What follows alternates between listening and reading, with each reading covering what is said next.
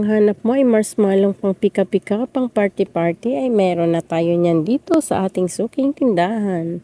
Ang 5 grams ay meron itong 12 piraso sa isang haba at saktuhan lamang sa isang kainan. Kapag sapat, ang ibig sabihin ay walang masasayang sa bawat pagbukas ng ating mga chikiting. I-level up naman natin ngayon ang ating pagkain ng malos. Ito ang fluffy soft malos. Ang soft malos na may pure perfection kung saan ito ay fat-free. Bay, mainam pala itong kainin, hindi lamang ang mga bata, kundi yung mga nagda-diet o kaya naman ay merong health problems. Sana ako nito nakakain sa araw-araw at baka naman mahawaan ng figure.